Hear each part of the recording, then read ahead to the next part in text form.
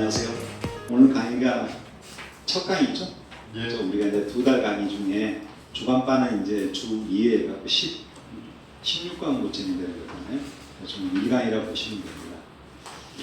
당시가 1강 할 때는 얘기를 하지만요, 이 경매 공부를 갖다가 너무 어렵게 접근하시는 분들이 많이 계십니다. 근데 실제 또 제 강의를 듣다 보면은 야, 경매 어렵다 이런 얘기도 많이 하시거든요. 왜 그러냐면 제가 이론적인 강의를 좀 하잖아요. 근데 제가 이론만 하는 게 아니에요. 실무 강의를 많이 합니다. 오히려 실무 강의에 제가 더 많은 걸 하고 있거든요. 하루를. 이제 제가 이제 강의를 하다 보니까 아무래도 법무사다 보니까 이 법에 관련된 용어를 좀 이렇게 자꾸 섞어서 하다 보니까 좀 어렵게 느끼시나 봐요. 근데 제가 이게 뭐 이런 얘기하면 좀 나쁘고 그렇지만은 제가 이 민사집행이라든가 경매라든가 이론하고 실무를 같이 겸해서 하는 사람은 그렇게 많지가 않을 거예요. 제 경험치가 무지하게 경매에 관련된 경험치가 많이 축적이 되어 있는 사람이거든요. 또 거기에 따른 경매의 이론을 모르면 안 돼요. 기초적인 이론을, 정확한 이론을 알고 계셔야 되거든요. 여러분들이 이렇게 흔히 누가 말한 어느 경매 고수가 말한 강의를 갖다 듣고 그게 정석이라고 생각하시면 안 됩니다. 정석이란 건 항상 우리가 법의 근거를 갖고 얘기해야 되는 것들이거든요. 그래서 좀 어렵게 느끼시겠지만 한 2달 한 코스잖아요. 그죠? 제가 6개월을 갖다가 저희가 드리고 있으니까 충분히 6개월 동안만 시간만 돼서 나와서 듣는다 그러면은 자연스럽게 이 경매라는 게 뭔지, 그리고 또 권리 분석을 어떻게 다가서 해야 되는지 뭐 이런 것들이 정리가 좀 되실 겁니다. 너무 어렵게 생각하지 마시고요.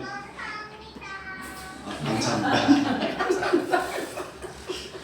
그래서 경매 공부를 제가 이렇게 두 가지로 다가서면 돼요.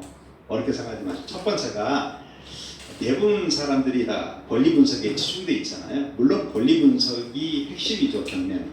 근데 그것도 있지만은 오늘 강의할 내용보다 과연 우리 법원에서는 경매를 주관해서 하는데 과연 그 경매 절차는 어떻게 진행이 되지? 최소한 이건 아셔야 되는 거 아닌가요? 그죠? 그래서 첫 강의가 이렇게 법원의 경매는 어떤 식으로 진행하는지, 이 경매 절차에 관련된 내용을 여러분이 좀 습득을 하셔야 됩니다. 많은 내용을 알으시라는 게 아니에요. 저희가 16강 중에 주간반 1강을 여기 하고 있거든요. 오늘 첫날. 그죠? 근데 왜 이렇게 하고 있냐면은 이 법원 경매 절차를 그나마 머릿속에 여러분들이 외우란 얘기가 아니에요. 한번 듣고 지나치면 돼요. 내가 나중에 낙찰 받고 나서 그 다음 절차가 뭐예요? 이게 중요한 게 아니에요. 근데 입찰하기 전까지는 권리 분석이 중요하죠. 하지만 입찰하고 나서 낙찰 받고 나서는 뭐예요? 법원 절차를 아셔야 된다니까. 그 다음 절차가 뭐예요? 그 다음 내가 허가 결정이 떨어지잖아요. 근데 만일 내가 보증금 10%를 계약금 걸고 들어갔는데 나의 과실은 전혀 없어요. 내 과실은 없는데 법원에 착오라든가 아니면 물건의 현장, 부동산이 현장 손해가 있어가지고요, 훼손이 있어서 도저히 이건 부동산에 볼 수 없어요. 그럼 내가 안 사야 될 거 아닙니까? 근데 우리 법원은 그걸 모르거든요. 내가 안 산다고 얘기해 줄 알아요. 근데 그러면 가만히 있으면 안 된다는 겁니다. 또 가만히 있으면 안 되는 것뿐만이 아니고 이것도 있잖아요. 법원이라는 게 다 절차가 있는 겁니다. 기간을 딱 이렇게 해놓고 있거든요. 그 기간에 맞춰서 그 기간에 해당되는 행위를 내가 직접 하셔야 돼요. 그래야 법원에서 저게 지금 내가 허가 결정해주면 안 되는 거네. 그럼 낙찰자 말 듣고 나니까 이건 잘못된 허가야. 그럼 어떡한다? 내가 불허가 해주겠다는 얘기예요. 내가 불허가 해주겠다는 얘기는 내가 걸어놓은 계약금 들어가 있잖아요. 그 계약금을 어떻게 돌려받는 거잖아요. 근데 그런 행위를 아무도 안 해버리고 가만히 놔둬버리면 갈수록 여러분들이 그 계약금을 돌려받기가 어려워지는 거예요. 그때마다 그 행위를 해야 되는데 이게 뭐예요? 이게 경매 절차라니까요. 그래서 이 경매 절차가 외우란 얘기가 아니고 이런 절차로 법원이 진행되는 것 정도만 알고 계시면 돼요. 나중에 책 보면 됩니다. 내가 낙찰받는 그 다음 절차가 뭐지? 그럼 책에 나오잖아요. 그래서 크게 여기에 법원경매 절차 또 하나가 뭐예요? 그 다음에 권리 분석이죠. 권리 분석. 크게 두 가지로 나눈다. 근데 저는 이 권리 분석을 좀 넓게 광의적으로 해석한다 그랬잖아요. 경매만 권리 분석이 있는 게 아니다. 일상생활의 권리 분석은 사실상 엄청나게 더 중요하다. 나중에 여러분들이 장사를 하려고 상가 임대차 계약 체결하려고 합니다. 그럼 상가 임대차 계약 체결할 때 권리분석 해야 돼요, 안 해야 돼요? 낙찰 받아오세요. 엄청나게 중요한 거예요, 권리분석이. 왜냐하면 상가 같은 건 아시겠지만 내 몸만 들어가서 장사할 수 있는 게 아니잖아요.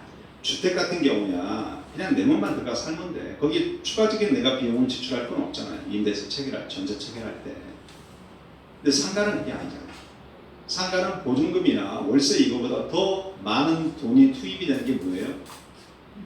내 영업의 목적에 맞는 인테리어 공사잖아요. 이게 더 큰 거예요. 근데 그래서 권리 분석을 잘못해갖고 상가니까 무조건 10년 장사할 수 있다고 판단했는데 들어와 보니까 2년 동안 장사했는데 나중에 어떤 낙찰자가 와서 뭐라 그래? 나가래. 그럼 나는 10년 장사할 줄 알고 인테리어 비용 1억을 투입을 해서 내가 영업을 했는데 2년 만에 지금 나가려니까 나가야 되냐 이거예요. 아니면 그 낙찰자한테 야 무슨 소리, 상가금을 임대차 보호법에 아직 나는 8년이 남아있어. 그러니까 8년을 더 주장할 수 있냐 이거예요. 이게 뭐예요? 권리분석이잖아요. 권리분석. 그러니까 일상생활의 권리분석이 상당히 중요한 겁니다. 오히려 경매 권리분석은 훨씬 더 단순하고 쉬워요. 왜냐하면 보세요. 우리가 경매에서 권리분석한다 그러면 딱 한 가지예요. 뭐다? 결국 앉아 계신 분들이 입찰 들어간 목적은 뭡니까? 그 경매로 나온 부동산을 내가 낙찰받아서 내 걸로 만드는 거잖아요. 그래갖고 내가 목적에 부합하는 이익을 내는 거지 않습니까? 그러면 결국은 그 목적물을 낙찰받아서 소유권을 취득하는 게 궁극적인 목적이에요. 그럼 우리 민법에 어떻게 돼 있어요? 그 소유권이라는 게 민법의 내용이 들어가면 그렇게 돼 있는 겁니다. 그 소유자가 소유물을 법률의 범위 내에서 사용도 하고요. 그 다음 돈도 벌 수 있게끔 수익을 낼 수 있고요. 또 이게 싫어 이제 팔고 싶다는 거, 처분하는 사용, 수익, 처분 세 가지 권능을 행사할 수 있는 게 바로 뭐예요? 우리 민법의 소유권의 내용이에요. 근데 많이 보세요. 내가 경매를 낙찰받았습니다. 그럼 당연히 내가 잔금을 내니까 내 거란 말이에요. 그러면 나는 사용 수익을 내가 해야 되잖아요. 근데 문제는 일반 매매하고 이게 성격이 다르다는 얘기예요. 일반 매매는 어떤 소유권이 변동됐을 때 서로 간의 의사 합치로 인해서 변동되는 거잖아요. 근데 경매는 그게 아니야. 경매는 채무자, 전소유자가 자기의 의사하고는 전혀 상관없이 우리 경매란 특이한 절차를 통해서 소유자가 일방적으로 변동된 거잖아요. 그죠? 그러니까 결국 내가 가서 점유자한테 가서 야, 너 나가 이런다는 얘기예요. 그러고 그 사람이 물는 거야. 야, 내가 왜 나가니? 나 여기 임차인인데? 난 너한테 대항할 수 있단 말이야. 왜 그래? 하면서 점유를 거절하더라는 얘기, 인도 거절하더라는 얘기예요. 그럼 나는 결국은 아무리 내가 경매로 낙찰받았다 하더라도 소유권을 취득했다 하더라도 사용 수익을 내가 못하는 거잖아요. 그럼 잘못된 권리 분석을 했다는 얘기입니다.